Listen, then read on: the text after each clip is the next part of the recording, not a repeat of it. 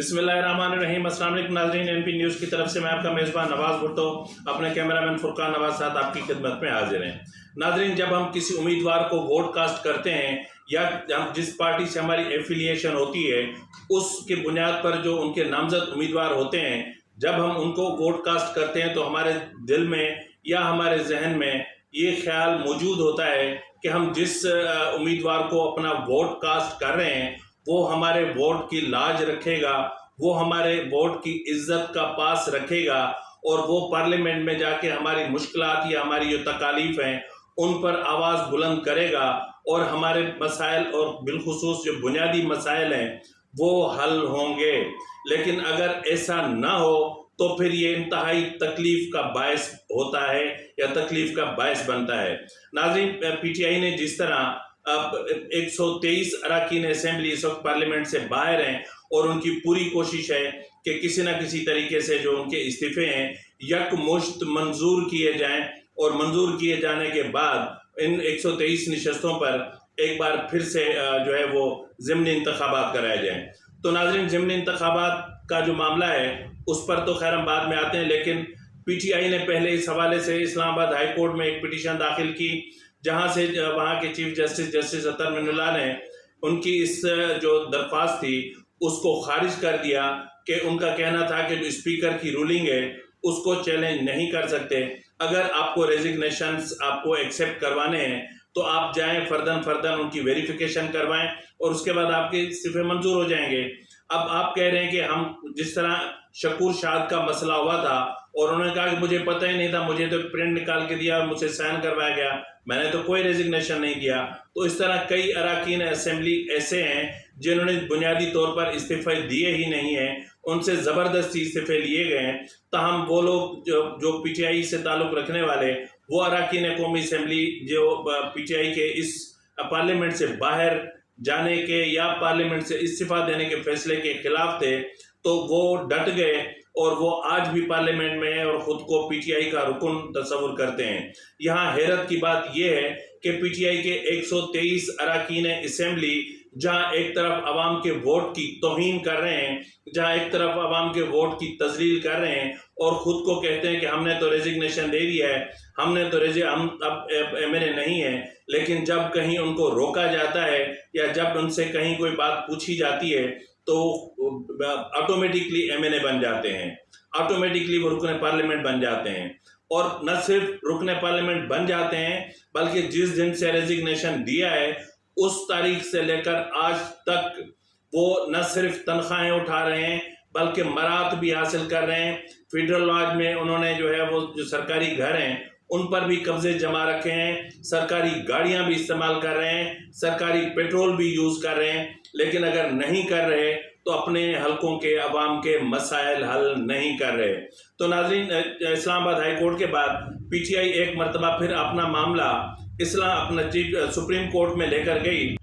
Supreme court के chief justice Umar Ata Bandial पर मुश्तमिल 2 रुकनी बेंच ने आज इस केस की समाअत की और इस केस की समाअत के दौरान जो है वो इन्होंने अपना जो दो रुकनी बेंच था उन्होंने पीटीआई को मशवरा दिया है कि वो पार्लियामेंट में जाएं और उन्होंने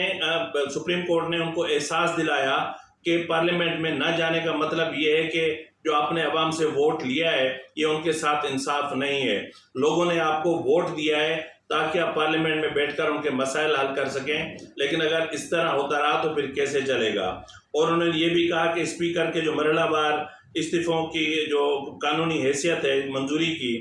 तो उसको जो है वो हम नहीं कर सकते, उसका अपना तरीक़ेकार है और उसमें मुदाखलत नहीं कर सकते और स्पीकर की रूलिंग हम मुदाखलत नहीं कर सकते। अगर इस तरह करेंगे तो आर्टिकल 69 जो है वो मुतासिर हो सकता है। तो नाज़रीन, chief justice supreme court chief justice Umar Ata Bandial साहब ने यह भी कहा कि इस वक्त मुल्क मुश्किलात का शिकार है, मईशत तबाहाली का शिकार है और इस वक्त सैलाब ने जो है वो पूरे मुल्क के ज़्यादातर हिस्से में पानी खड़ा हुआ है, करोड़ों लोग तकलीफ में हैं और ऐसी सूरत हाल में 123 नशस्तों पर इंतखाबात करवाने का मसला जो है उसके लिए जो सरमाया चाहिए होगा या उसके लिए जो पैसा चाहिए होगा, इस वक्त वो पैसा सैलाब ज़दगान की बहाली पे खर्च हो तो बेहतर नहीं होगा। तो बहरहाल जो है वो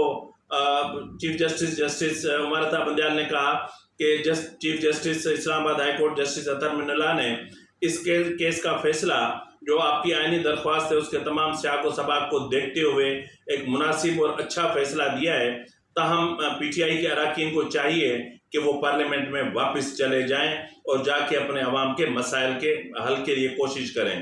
تو اس کے بعد ناظرین سپریم کورٹ نے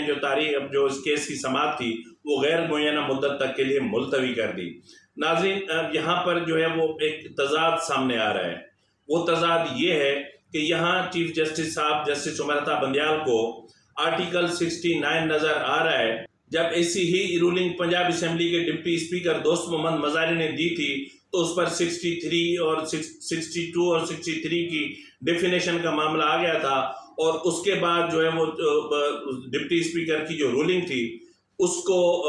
جو ہے وہ کالعدم قرار دے دیا گیا،